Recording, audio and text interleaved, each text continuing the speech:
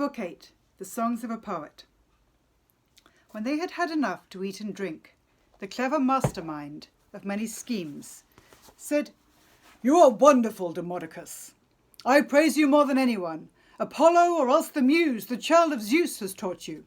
You tell so accurately what the Greeks achieved and what they suffered there at Troy, as if you had been there or heard about it from somebody who was. So, sing the story about the wooden horse, which Epeius built with Athena's help. Odysseus dragged it inside into the citadel filled up with men to sack the town. If you can tell that as it happened, I will say that you are truly blessed with inspiration." A god inspired the bard to sing.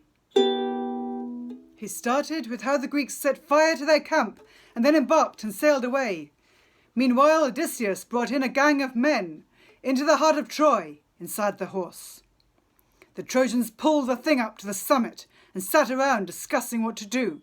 Some said, "We ought to strike the wood with swords." Others said, "Drag it higher up and hurl it down from the rocks." But some said they should leave it to pacify the gods. So it would be.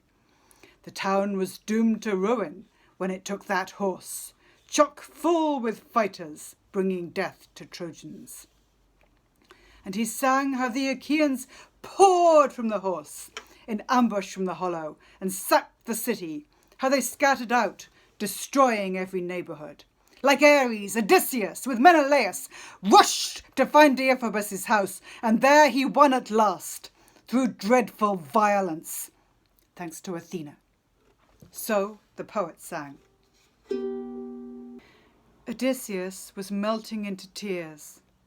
His cheeks were wet with weeping, as a woman weeps as she falls to wrap her arms around her husband, fallen, fighting for his home and children.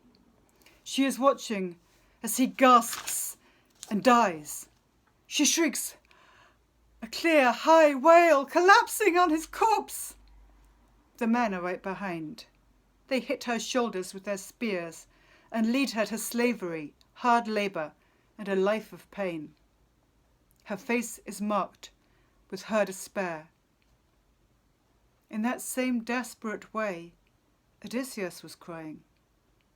No one noticed that his eyes were wet with tears, except Alcinous, who sat right next to him and heard his sobs.